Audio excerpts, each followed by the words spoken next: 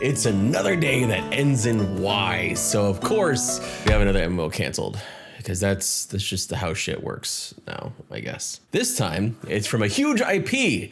And no, it's not the Lord of the Rings one that got canceled. It's a different huge IP.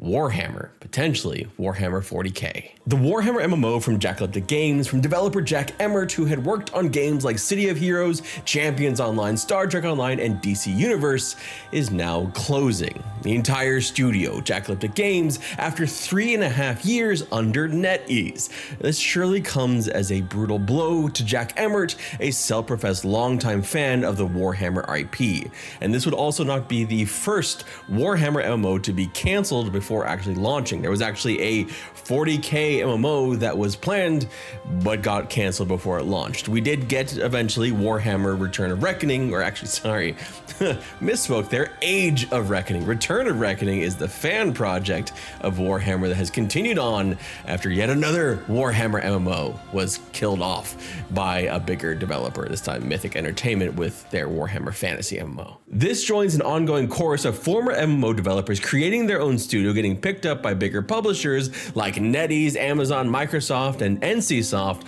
only to have their MMOs killed off a few years into development. For me, this crystallizes why indie MMOs are probably the future of the genre, because if nothing else, with all of their warts, all of their issues that they have, at the very least, what we have seen with indie MMOs is they are stubborn as fuck. They do not want to stop. They want to keep going. And without someone sitting there saying, this project isn't going to be worth any money, they just keep going as long as there's at least some funding to continue doing so. With all of these closures that have happened, I get the feeling from the announcements, from the devs that we've seen, that it's not the devs wanting to end this. They don't want to move on to some new project. They're wanting to continue working on these. They've amassed these teams, and they all sound very, very sad and heartbroken. And it sucks to see. It sucks to see someone's dream not coming to fruition. Not just this recent one, but Ghostcrawler as well, Project Ghost, which will be officially closing on November 17th with one final live stream to make us all cry. And then, of course, other games like the Lord of the Rings MMO.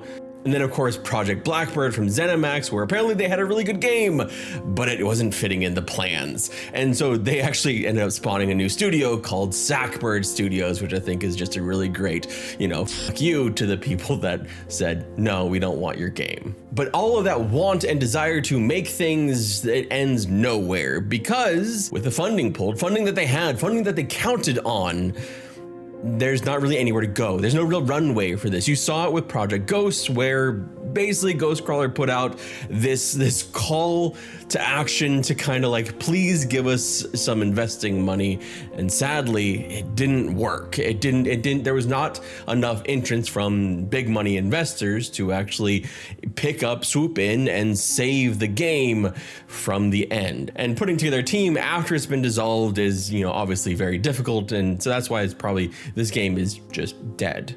But moving back to the headline of this little video, because you already know about these other games, is the statement from the Warhammer MMO is basically they had 3.5 years, they had a run of working on this game, and now their focus is turning to basically finding new jobs for the people that have been working on the game, as the funding from NetEase is gone. And obviously the statements that you get like, oh, we loved working with these people that gave promises of we'll keep funding you. Just like Project Ghost was given a promise of continued funding. It's just sad to see. If we weren't there before, I think this latest closure is kind of like the last nail in the coffin we needed to really come to the terms with this idea that at least for the time being, we are in a cycle with MMOs where we are post AAA. I don't foresee any major news coming out of big AAA MMOs being relit or greenlit in the near future that aren't already in development, and I would not be shocked to hear that some more have been canceled. The appetite from AAA just does not seem to be there. First with MMOs, it was the shift over towards mobile. Now I think it's more of a shift over towards AI investment, which may or may not be a bubble as they're currently asking for bailouts, but that's a different topic. But this idea of being post AAA, I wanted to kind of confirm my suspicions. So I went back to a video that I made in 2023, the longest video I ever made. Actually, just over an hour long video, hour and 15 minutes, just to see. I covered 21 MMOs in that video. It's an upcoming MMOs that I'm excited about video. And I wanted to see where they all stand. Of those 21 MMOs, we are left with 2 that are now turned over into online action RPGs, ArcAge 2 and Soulframe, neither of which has launched just yet.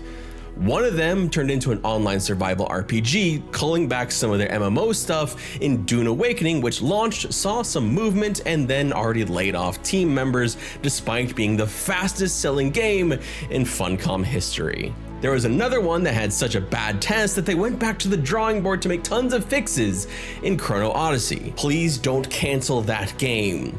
We need that game now. One of them got canceled, then remade into a mobile gacha title in Blue Protocol.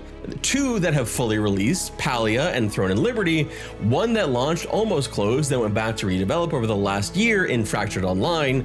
I still have hopes for that one, but they're doing a whole lot of redevelopment and retooling. And that one was an interesting one too, because it kind of fits with this whole thing, because Fractured actually had a publisher. That publisher and the developer didn't agree on things, and they actually had to go indie in the end, and then tried to launch as an indie title.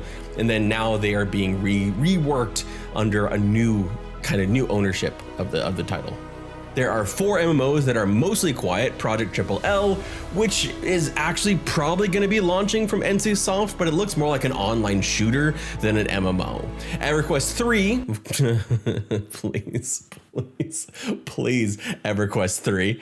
The Horizon Zero Dawn MMO, which may or may not be canceled, and of course the fabled Riot MMO. 6 in continued early access are pre-development mode, Corepunk, Ashes, Pantheon, Eternal Tombs, Camelot Unchained, and of course, Star Citizen. And then finally, 4 confirmed canceled MMOs from that list: the Lord of the Rings MMO, the Blizzard Survival MMO, the Warhammer MMO, and Ghost Crawlers MMO. With quite honestly, probably some more on the way. I would not be shocked. All of that basically leaves us with 2 launches since 2023 from that list, a couple games that may never launch, and a bunch that feel on the verge of cancellation. And that doesn't even cover the closure of New World or the cancellation of Project Blackbird from ZeniMax. Not the best showing for those who love making MMOs, not the best showing for those of us who love playing MMOs, but at the very least, there's a really silver lining here, because I'm sure the shareholders are really happy. And in the end, isn't that the most important thing?